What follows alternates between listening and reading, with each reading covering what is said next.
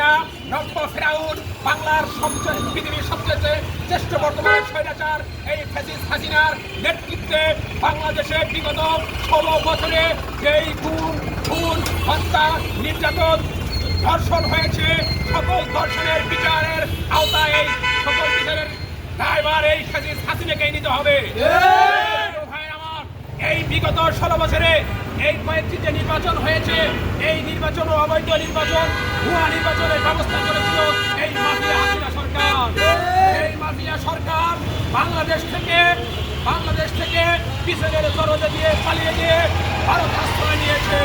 আমরা একটি কথা বলতে চাই, এই হাসিনা যেহেতু ভারতে পালিয়ে গিয়েছে আর এই ভারত তাদেরকে আশ্রয় দিয়েছে, ভারতকে একটু মনে করে দিতে চাই, হাসিনা যেখানে আছে সেখানে ধ্বংস হবে।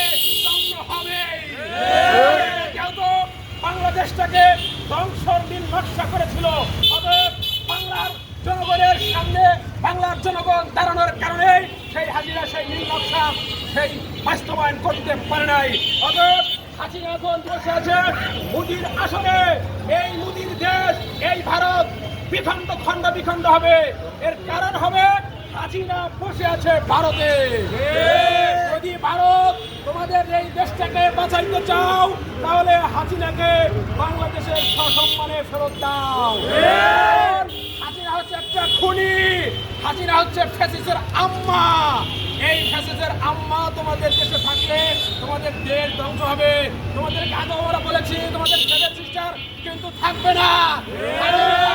আমরাও তোমাদের প্রেসক্রিপশন করে দিয়েছি, তোমাদের দেশটাকে ধ্বংস করার জন্য আমরা বলতেই পারি হাসিনা খালাম্মা তোমাদের দেশে বসে বসে আছে। প্রিয় ভাইয়ের আমার, এই হাসিনা যেই কর্মকাণ্ড করেছে, নির্বাচনকে বাংলাদেশের ধ্বংস করে দিয়েছে।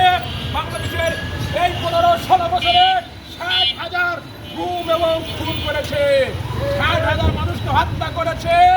এই হাসিনার বিচার বাংলার জমিনে এনে করা হবে। হাসিনাকে ফাঁসির কাস্তে ঝুলিয়ে তার লাশ যেরকম পিরামিডে ফেরাউনের লাশ যেরকম রেখেছে মমি করে, বাংলাদেশে তোমার বিচার করে ফাঁসির কাস্তে ঝুলিয়ে তোমার লাশ মমি করে রাখা হবে। এই গণঅভ্যুত্থানে যারা শহীদ হয়েছে, যারা আহত হয়েছে, অন্তর্বর্তী সরকারের দৃষ্টি আকর্ষণ করছি, এই সঠিক তালিকা তৈরি করে সঠিক শহীদ যারা হয়েছে সেই তালিকা আপনাদের প্রকাশ করার জন্য আমরা আহ্বান জানাচ্ছি। এবং যারা আহত হয়েছে তাদের তালিকা করে তাদের ক্ষতিপূরণ দেওয়ার জন্য এই অন্তর্বর্তী সরকারের নিকট আমরা আহ্বান জানাচ্ছি। প্রিয় ভাইয়েরা আমার, বাংলাদেশটাকে একটা নীল নকশা যারা পরিণত করেছিল, শুধু হাসিনা নয়, হাসিনার আশেপাশে অসংখ্য ফ্যাসিস্ট ছিল। সেই ফ্যাসিস্ট আমরা দেখতে পারলাম বিগত কালকে দেখতে পারলাম যে কোঠের মধ্যে তারা হাসি খুশিভাবে তারা যাচ্ছে। আমরা আমাদের যখন নেতাকর্মী যখন জেলখানায় ছিল, তাদেরকে কোমর ভেঙে হাত পা ভেঙে কয়লা পরিয়ে তাদেরকে টানা হাসি করে কোর্টের বারান্দায় তোলা হতো, আদালতে তোলা হতো। অতএব কালকে আমরা দেখতে পারলাম এই আওয়ামী লীগের ফ্যাসিস্টের অনেক মন্ত্রীদেরকে হাসি খুশি দেখতে পাচ্ছি। তবে হ্যাঁ, ডক্টর ইউনূসকে আমরা আহ্বান করতে চাই, আপনি অধীনে যেহেতু তারা হাসি খুশি আছে, আমাদের মনে হচ্ছে সামনে কোরবানি ঈদুল ফিতরের পর ঈদুল আজহা। এই ঈদুল আজহায় কিন্তু বাংলাদেশের জনগণ ভালো পশু কিন্তু ভালো করে খাওয়ান দাওয়াতে মোটা তাজা করায়।